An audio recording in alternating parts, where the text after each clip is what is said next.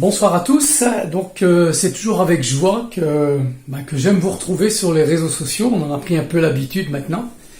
Et ma joie est particulière ce soir puisque on est passé dans le déconfinement et on peut commencer à tirer des bilans de tout ce qu'on a vécu. Et donc ce soir j'aimerais vous parler un peu de ce qu'on appelle la sagesse. Et je voudrais vous parler de sagesse d'une manière particulière ce soir. J'aurais pu vous parler directement de qu'est-ce que la sagesse de Dieu, la sagesse selon Dieu. Et donc, je vous rappelle que les Écritures nous expliquent que nous sommes créés à l'image de Dieu. Donc, quelque part en nous, il y a une sagesse, certes humaine, une sagesse divine, et tout ça, ça forme un tout. Et j'aurais voulu venir sur les défis qu'on a eus ces dernières semaines. On s'est rendu compte qu'à travers les actualités, à travers les témoignages des uns et des autres, qu'il y avait énormément de problèmes au niveau des familles, dus au confinement, bien sûr.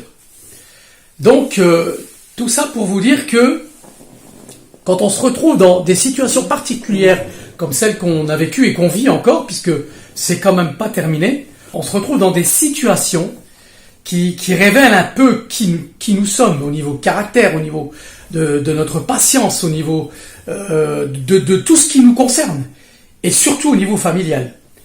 Donc, je suis conscient qu'il y a des contextes différents. Il y a des gens qui sont en appartement, il y en a qui sont en maison avec des jardins, il y en a qui sont en maison secondaire.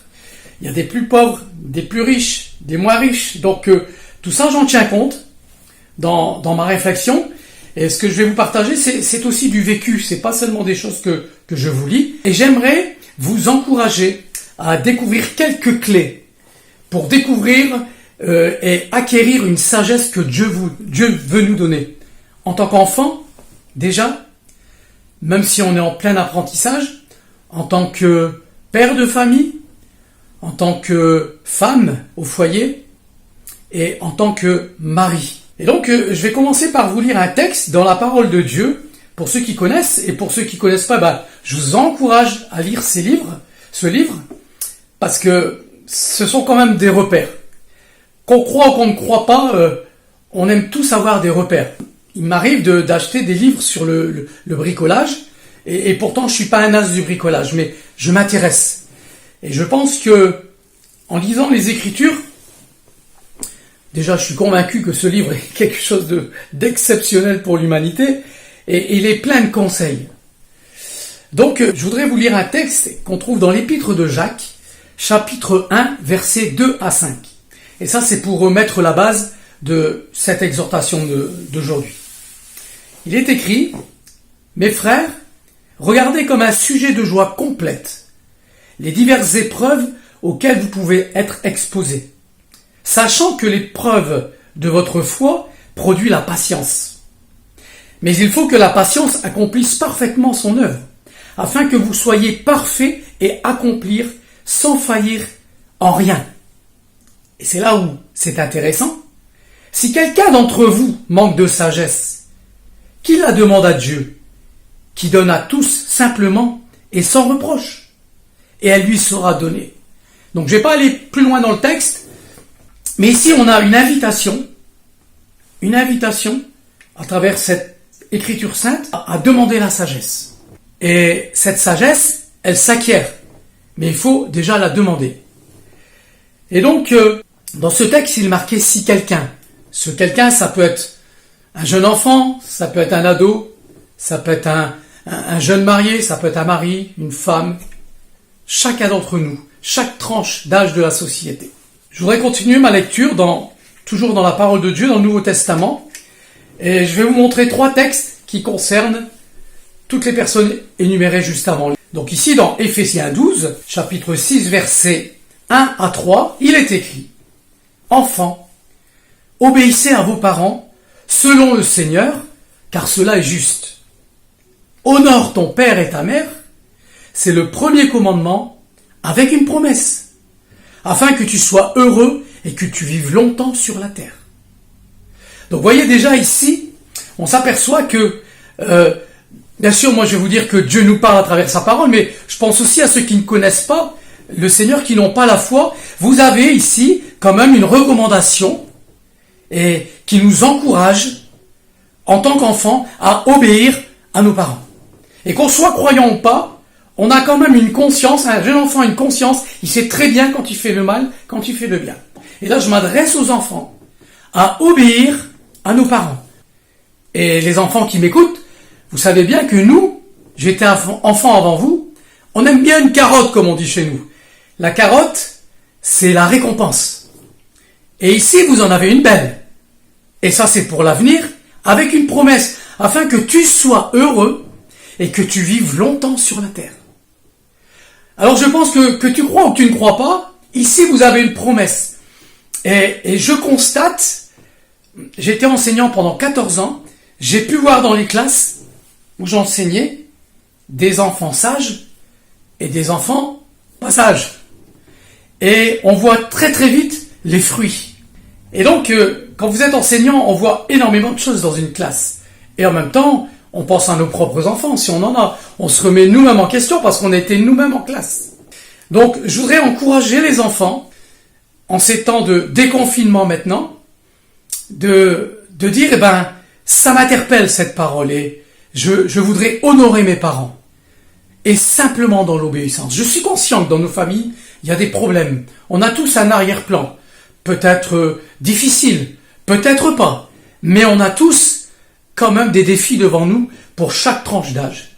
Et ici, je voudrais encourager simplement les enfants, les adolescents aussi, en leur laissant cette parole et en disant, mais si j'obéis, il y aura forcément une bénédiction. Si je désobéis, il y aura, appelez ça une malédiction ou des conséquences. Vous connaissez ce proverbe, les enfants? On récolte ce que l'on sème, croyant ou pas. Je sème du mal, je récolte du mal. Je sème le vent, je récolte la tempête. Je sème des bonnes choses, je récupère des bonnes choses. Ce sont des lois divines, qu'on le veuille ou pas, c'est comme ça. Donc voilà, je voudrais fermer la parenthèse pour les enfants. Les ados, je vous encourage à expérimenter ça. Expérimenter ça.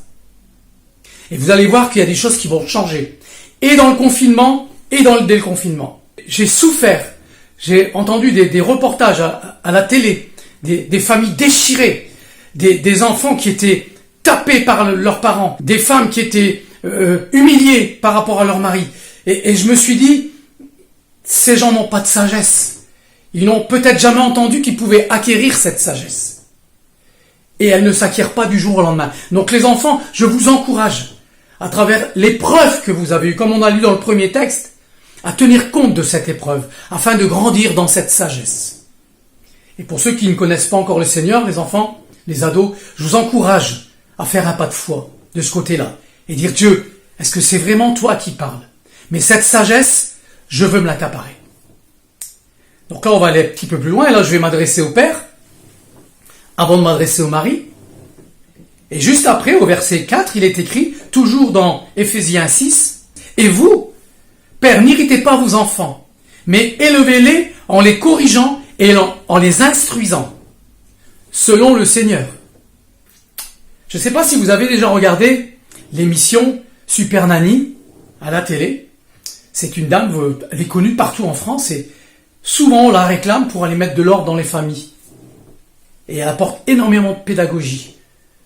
Et quand je regarde cette émission, ça m'interpelle toujours parce que c'est vraiment fort. Cette dame, elle est remplie de sagesse. Non seulement elle est remplie de sagesse, et elle sait communiquer ça aux parents. Et les parents ont une écoute, les enfants ont une écoute, et on s'aperçoit qu'au bout de quelques jours, la famille est transformée. Et dans cette émission, Super Nanny, elle se met dans le confinement de la famille. Et elle porte les fardeaux.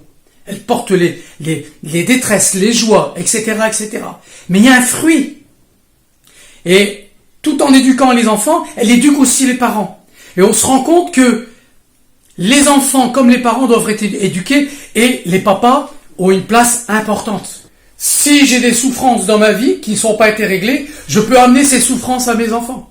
Et je peux avoir un cœur gros comme ça et passer à côté de l'enseignement pour mes enfants en tant que papa. Donc je voudrais encourager aussi les papas ce soir, croyants ou non croyants. s'il vous plaît, apprenez à ne pas irriter vos enfants et à réclamer cette sagesse qui vient du ciel. Quand on est, on n'a pas de diplôme de parents. Quand on se marie, on n'a pas de diplôme de parents. Ça s'acquiert. Moi, j'ai enseigné pendant 14 ans, j'ai fait l'école à la maison, j'ai enseigné mes propres garçons dans les classes où j'étais. J'ai appris énormément. J'ai dû me remettre en question. Avant de dire des choses, j'ai dû dire, mais Thierry, réfléchis à ce que tu dis. Chaque mot a une portée pour un enfant. Et j'ai appris à aimer. J'ai appris à corriger et j'ai aussi appris à aimer. C'est important. Donc je voudrais aller un peu plus loin. Et là, je voudrais parler de la femme. Et toujours dans les Écritures saintes, dans un des proverbes, le proverbe 31, à partir du verset 27 à 30, vous pouvez lire le proverbe complet, il parle de la femme vertueuse. Elle veille sur ce qui se passe dans sa maison. Elle ne mange pas le pain de paresse. Ses fils se lèvent et la disent bienheureuse. Son mari se lève et lui donne des louanges. Plusieurs filles ont une conduite vertueuse, mais toi, tu les surpasses toutes. La grâce est trompeuse et la beauté est vaine. La femme qui craint l'Éternel est celle qui sera louée. Alors mesdames, je vous encourage à être la femme du foyer qu'il faut être, la maman qu'il faut être, jour après jour, aimer, être active dans le foyer, apporter ce qu'il faut apporter, honorer votre mari. Et si vous n'avez pas commencé à faire ça, si vous n'avez pas pu pendant le confinement, parce que le confinement a révélé beaucoup de choses en vous, et en vos enfants, et en votre mari, et en vous, mais je vous rassure, il y a un moyen aujourd'hui d'acquérir cette sagesse, en tant que femme. Aux yeux de Dieu, il n'y a pas d'hiérarchie. L'homme et la femme sont égaux. À cause des problèmes dans le monde, on a mis une hiérarchie qui a détruit la femme, et qui détruit l'homme aussi. Inévitablement. Alors je vous encourage, mesdames, à vaincre ces choses-là, à prendre position en tant que femme. Gardez votre position de femme, votre identité de femme.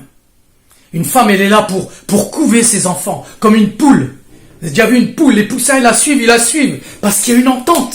Déjà, la nature nous montre que ça devrait être comme ça. Alors je vous en supplie, prenez cette sagesse qu'on vous propose. Faites ce qu'il faut à la maison. Remettez-vous en question et réclamez cette sagesse et cette paix et cette autorité que vous avez en tant que maman et en tant que femme.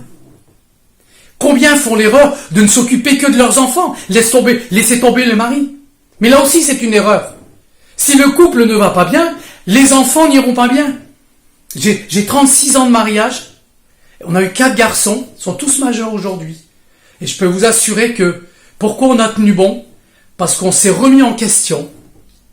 Et parce que parfois, on prenait un week-end ensemble, en amoureux, pour retrouver notre premier amour. Et quand on partait, les enfants étaient contents. Parce qu'ils savaient que quand on revenait, ils avaient des cadeaux, mais ils nous voyaient surtout heureux. Ils nous voyaient heureux. Et ça mettait de l'harmonie dans la famille. Et on était heureux de les retrouver. Et souvent, moi je le dis, c'est le Seigneur m'a toujours dit, regarde ton épouse comme étant la première fois. Et cette sagesse, j'ai dû très très vite me l'accaparer. Moi c'est comme ça, pour vous ce sera d'autres choses. Et aujourd'hui je peux dire que j'ai une femme vertueuse à la maison, certes pas parfaite, tout comme moi je ne suis pas parfait, mais on tend cette perfection. Et on a appris à discuter avec nos enfants, avec nous-mêmes. On a appris à se réaimer chaque jour d'une manière différente et de plus en plus fort.